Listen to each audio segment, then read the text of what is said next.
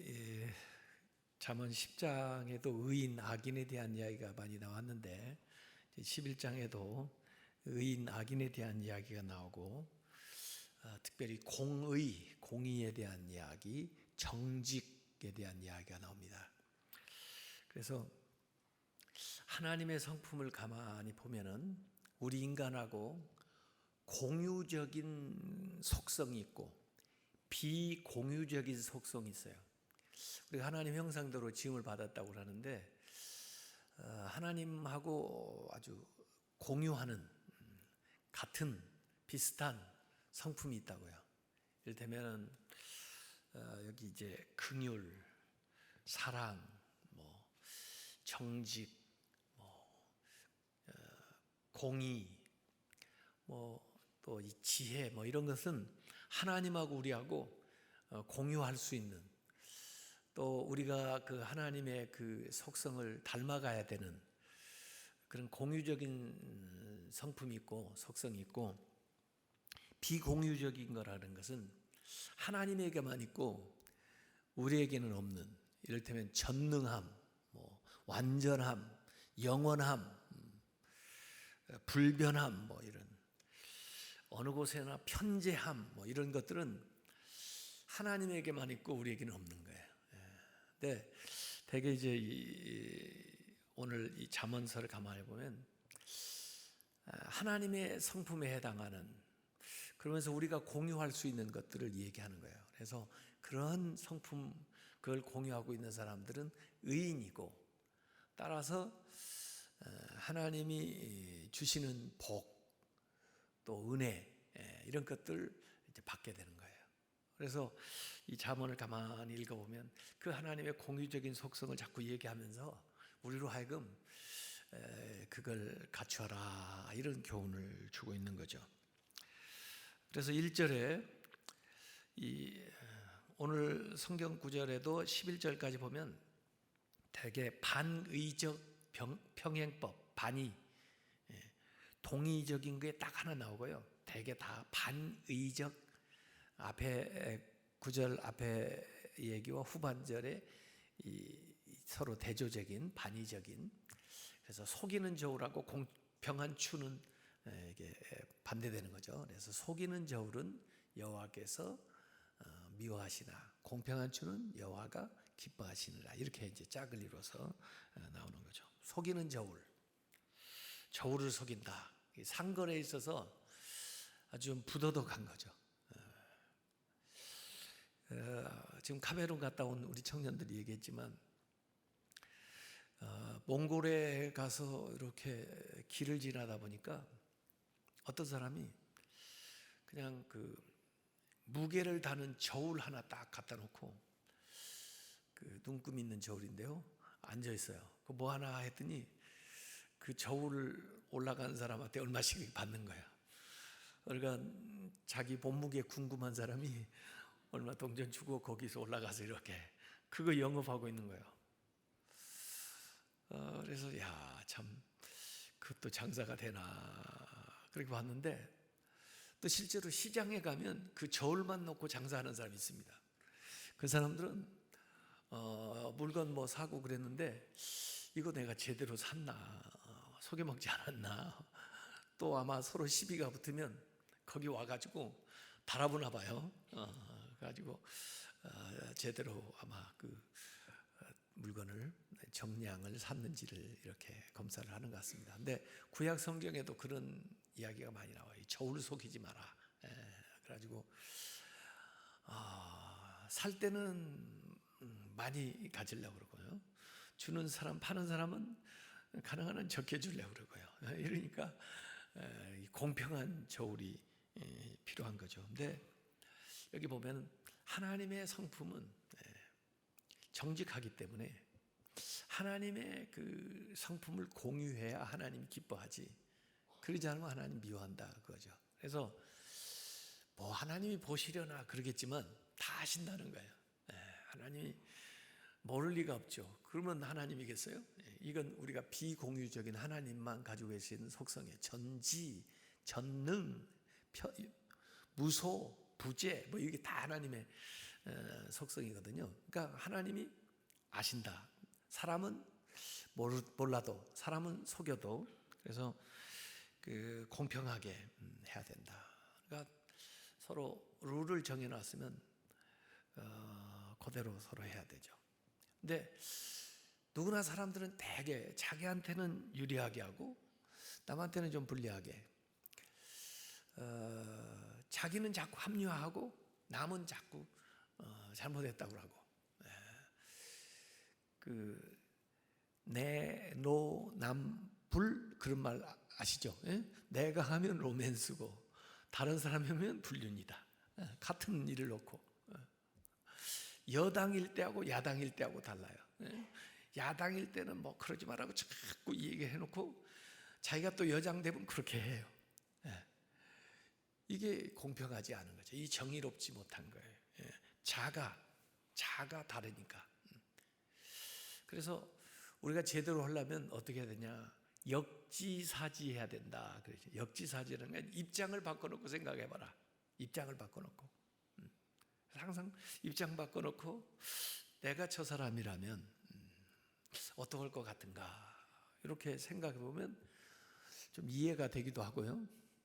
또 좀 내가 너무했다 하는 생각이 들기도 할 거예요. 그래서 좀 정직한 상거래, 사기치지 말고 거짓 장부 만들지 말고 또 필요한 정보를 주고 이렇게 하라는 이 정직성에 대한 이야기가 1절에 나옵니다. 2절, 교만이 오면 욕도 오거니와. 교만만 오는 게 아니라 동반해서 욕이 와요. 겸손한 자에게는, 교만하고 겸손이 또 반의적이죠. 겸손한 자에게는 뭐가 따라오냐면 지혜가 와요. 그래서 지혜를 얻으려면 겸손해야 되고, 욕을 먹으려면 교만한 거죠. 그래서 같이 짝꿍이 있다는 걸 잘 좀 기억을 해야 돼요. 이 교만하고는 욕이 같이 오고 겸손하고는 지혜가 같이 온다, 이거죠. 그래서 하나님은 겸손한 자에게 은혜를 주고 교만한 자를 물리쳐요. 왜? 하나님하고 하나님의 성품하고 맞아요. 겸손이 예수님의 모습에서 우리가 하나님의 그 성품을 보는 게 이 겸손이거든요. 자신을 비워서 낮춰서 저 종의 모습으로 이렇게 오시는 거. 그래서 사울 왕 같이 겸손할 때는 하나님 높여줬지만 교만하니까 욕된 것들이 그에게 따라오는 거예요. 사울 왕. 그래서 겸손하게 살아야 되겠다. 3절 말씀, 정직한 자의 성실은 자기를 인도하거니와 사악한 자의 패역은, 정직한 자하고 사악한 자가 또 반의적이죠. 사악한 자의 패역은 자기를 망하게 하느니라. 그래서 성실하고 패역이 또 대조적으로 나오고요. 인도함을 받는 거하고 망하게 되는 것이 대조적으로 나오는 거죠. 그래서 일을 하기 이전에 사람의 성품을 얘기를 하는 건데, 정직한 자, 그 성실한 건 좋은 길, 형통한 길로 이렇게 가게 되지만, 사악한 자의 그 패역은 자기 스스로 망하는 길로 가게 된다, 이런 얘기를. 그래서 자기가 혹시 좀 길이 막히고 어렵고 힘들면 한번 자기를 가만히 돌아봐야 돼요. 다른 데에 자꾸 핑계를 하면요, 개선을 못해요. 아유, 환경이 나빠서, 도와주는 사람이 없어서, 운이 없어서, 이렇게 자꾸 밖에서 원인을 찾으면 개선을 못해요. 내가 혹시 정직하지 못했나? 내가 혹시 성실하지 않았나? 이걸 한번 살펴보는 거예요. 그러면 그 길에서 빠져나올 수가 있습니다. 왜? 그렇게 하면 되니까. 그래서 정직한 자의 성실은 자기를 인도하거니와 사악한 자의 패역은 자기를 망하게 하느니라. 그 다음에 4절부터 5절, 6절까지는 공의에 대한 이야기를 좀 더 하고 있는데요.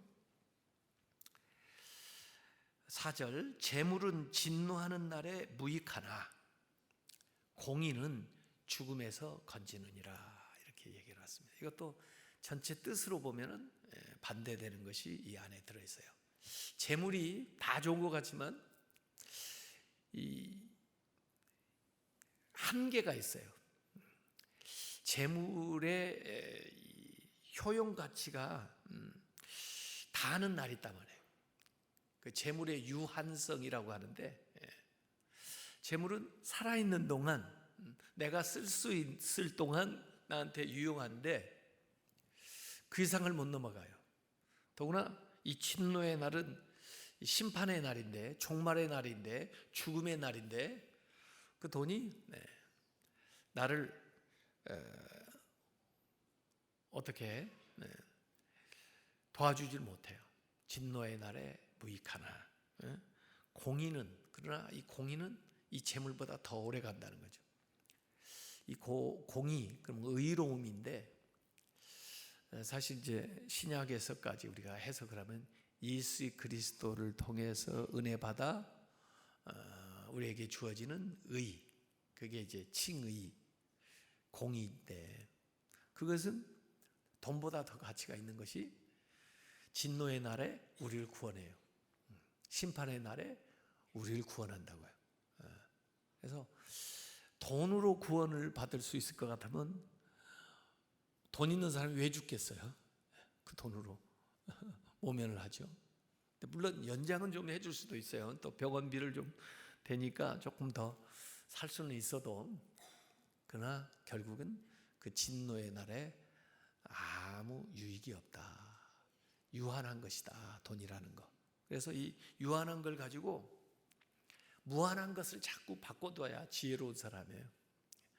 또 우리가 그날이 오기 전에 그걸 자꾸 더 풍성하게 또는 더 좋은 일에 투자를 해서 활용을 해야죠.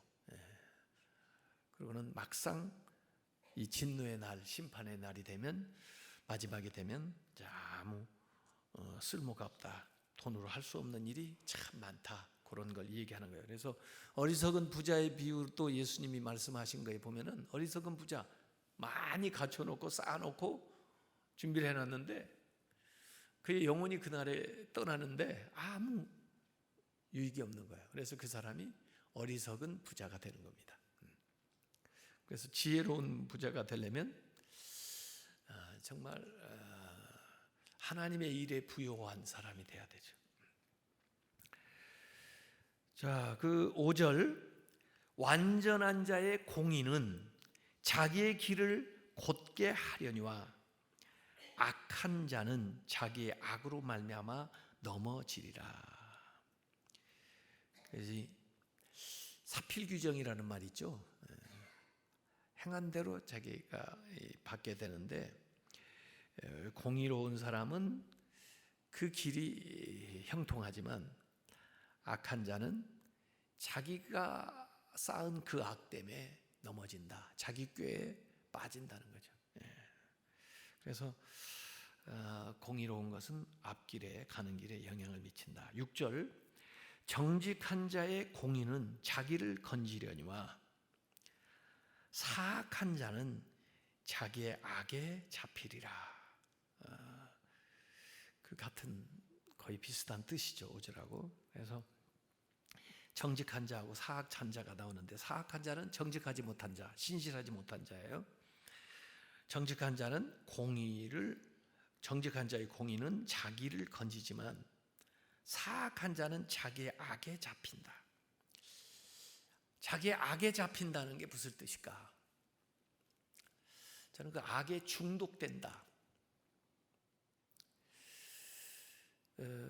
내가 담배를 피기 시작했는데 결국 그 담배 니코틴에 중독이 되는 거예요. 내가 사로잡히는 거예요. 내가 술을 마시기 시작했는데 결국은 그 알코올릭에 내가 중독이 되는 거예요. 그래서 악에 사로잡혀요. 모든 중독, 나쁜 중독들이 전부 내가 악을 행했는데 결국 그 못된 습관이 나를 딱 잡아버린 거예요. 그래서 내가 거기서 이제 벗어나지를 못해요. 그래서 같이 망하는 거죠. 그래서 나쁜 습관에 중독이 돼가지고 포로가 돼서 끌려가는 것처럼 사악한 자는 자기의 악에 잡히리라. 자, 7절은 동의적 평행법입니다. 동의적. 지금 다른 것들은 전부 10개 구절은 다 반의적인데 여기 동의적 같은 뜻이 쭉 한 절에 다 나와요. 7절. 악인은 죽을 때, 이 좀 부정적인 동의적 뜻이죠. 악인은 죽을 때 그 소망이 끊어지나니, 그 소망을 설명하는 거예요. 불의의 소망이 없어지느니라. 세상 모든 사람들이 나름대로 다 소망이 있겠죠. 바라는 바가 있겠죠. 근데 그 바라는 바가 이루어질 수도 있고 안 이루어질 수도 있어요. 근데 이 악인들의 소망은 죽을 때 그게 끊어지는데 불의의 소망이 없어진다. 그러니까 악인은 결국은 소망이 없다. 아무리 꿈꿔도 되지 않는다. 그런 얘기죠. 불의의 소망, 세상적인 소망, 없어질 거, 이런 것들은 아무리 소망을 가져도 이루어지지 않고 죽음과 함께 없어진다. 이렇게 얘기하는 거예요. 아무것도 남는 것이 없다. 8절. 의인은 환난에서 구원을 얻으나, 의인하고 악인은 또 반의적이니까 이 반의적 평행법인데, 의인은 환난에서 구원을 얻으나 악인은 자기의 길로 가느니라. 의인은 환난 안에서도 구원을 받는다. 모르드게하고 하만을 가만히 생각해 보세요. 모르드게는 환난 가운데서도 구원을 받았지만 하만은 악인은 자기의 길로 가느니라. 자기가 준비해 놨던 죽이려고 했던데 자기가 죽어요. 다니엘과 그 세 친구, 그리고 그를 시기하거나 죽이려고 했던 사람들을 생각을 해보세요. 그 대적들. 이 의인은 환난에서 구원을 받으나, 풀무불에서도 사자굴에서도 구원을 받아요. 근데 그 대적들은 던지러 갔다가 자기들이 불타요. 자기들이 사자의 먹이가 돼요. 의인은 환난에서 구원을 얻으나 악인은 자기의 길로 가느니라. 이게 8절에. 자, 9절. 악인은 입으로 그의 이웃을 망하게 하여도 의인은 그의 지식으로 말미암아 구원을 얻느니라. 되게 이제 입으로 잘못하는 것들을 이 잠언에서 많이 이야기를 하고 있는데, 그 당시에는 주로 말을 하는 시대고 요새는 또 글도 쓰는 시대니까 남에게 자꾸 상처 주는, 남을 판단하는 또는 거짓말을 이렇게 지어가지고 얘기하면, 악인은 입으로 그의 이웃을 망하게 하여도 이웃에게 상처 주고 절망감 주고 또 심지어 그것 때문에 자살하는 사람도 있더라고요. 보니까 절대 그러면 안 돼요.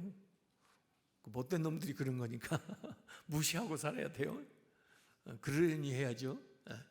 근데 악인은 입으로 그의 이웃을 망하게 하여도 의인은 그의 지식으로 말미암아 구원을 얻느니라. 다른 사람들을 살려주고 또 자신도 좋게 만들고, 그렇게 지식이. 자, 10절 11절은 이 개인이 공동체에 미치는 영향에 대해서 이 얘기를 하고 있습니다. 개인만 잘 되는 게 아니고 그 개인이 선한 영향력을 또는 악한 영향력을 공동체에 미치는데, 10절은 주로 사실이고 11절은 이유에 대해서 설명을 해주는 거예요. 근데 반의적으로 나옵니다. 10절. 의인이 형통하면 성읍이 즐거워하고 악인이 패망하면 기뻐 외치느니라. 의인이 잘 되면 성읍이 다 즐거워하고, 또 악인이 패망을 하면 또 성읍도 다 즐거운다는 거죠. 이게 사람들에게 있는 기본적으로 정의감이에요. 사람들의 마음속에 있는 그런 심성이죠. 그것 때문에 의인의 형통은 같이 즐거워하고 악인의 패망은 또 같이 기뻐한다, 이런 건데, 11절 성읍은 정직한 자의 축복으로 인하여 진흥하고, 정직한 사람 그 한 사람을 통해서 이 성읍이 다 복을 받는 거예요. 성읍이 진흥하고, 그 다음에 악한 자의 입으로 말미암아 무너지느니라. 성이 무너지는 걸 그렇게 생각하면서 악한 자들의 그 잘못된 말, 이 정치하는 사람들의 그 잘못된 말 때문에 전쟁이 생기기도 하고 또 전쟁에서 지기도 하고 이렇게 되죠. 그래서 정직한 자가 있어야 되고, 정직한 자가 받는 그 복을 이 모든 사람들 공동체가 같이 누리게 되는 거죠. 그래서 악한 사람들도 좀 많이 있지만 신자들이 다른 사람을 복받게 만들어줘야 돼요. 또 신자들이 좀 잘 돼서 다른 사람들이 같이 기뻐하게 그렇게 만들어줘야 돼요.